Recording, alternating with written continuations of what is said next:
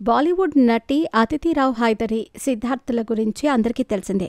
ఈ ప్రేమ జంట గతేడాది వివాహం చేసుకున్నారు. 2021లో మహాసముద్రం సినిమా వీరిద్దరినీ కలిపింది. అప్పటి నుంచి డేటింగ్లో ఉన్న ఈ జంట ప్రతి ఈవెంట్లో కలిసి కనిపించారు. ఎక్కడికి వెళ్లినా ఇద్దరూ ఈవెంట్లకు హాజరవుతూ ఉండటంతో వీళ్ల డేటింగ్ పుకార్లు కాస్త ఊపందుకున్నాయి.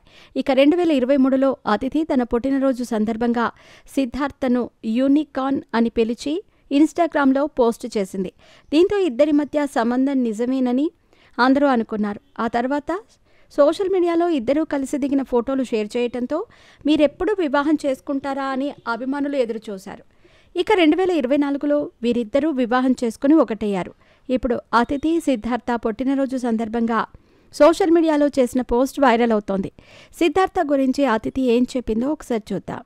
టాలీవుడ్ లవ్ బర్డ్స్గా పిలిచే అతిథి, సిద్ధార్థ ఇద్దరూ 2024 సెప్టెంబర్ 16న హైదరాబాద్ గుడిలో వివాహం చేసుకున్నారు. సిద్ధార్థ 46వ పుట్టినరోజు సందర్భంగా అతిథి పర్సనల్ యూనికార్న్ కోసం హృదయపూర్వక పుట్టినరోజు శుభాకాంక్షలు అని పోస్ట్ చేసింది. దాంతోపాటు కింద ఒక క్యాప్షన్ కూడా ఇచ్చింది.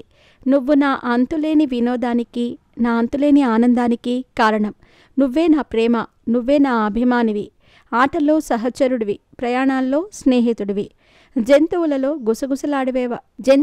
గుసగుసలాడేవాడివి, నువ్వు నటుడివి, సంగీత నిర్మాతవు, గాయకుడవు, డాన్సర్వి, ఫోటోగ్రాఫర్, ఫుడ్ ఆర్డర్ చేసే కింగ్, వంటవాడివి, నువ్వు జీనియస్, నువ్వు ఎప్పుడూ సంతోషంగా ఉండాలి, అన్నీ నీకు శాశ్వతంగా దక్కాలి, అందరికన్నా నువ్వే నా బెస్ట్ అని సిద్ధు గురించి ప్రేమతో తన ఇన్స్టాగ్రామ్లో ఇద్దరి ఫోటోతో పోస్ట్ చేసింది అతిథి.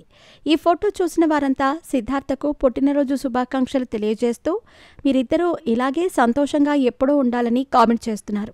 కొంతమంది చివరకు భర్తని వంటవాడిని చేసావా అంటూ కామెంట్స్ చేస్తున్నారు. ఇక సిద్ధార్థ, అతిథి సినిమాల విషయానికి వస్తే గనక అతిథి రావ్ హిందీ, తమిళ, తెలుగు, మలయాళ భాషల్లో నటిస్తూ మెప్పిస్తోంది. పద్మావత్, కాట్రు వెలిడే, సమ్మోహనం, హీరామండి వంటి పెద్ద ప్రాజెక్టులలో ఆమె నటించి మెప్పించారు.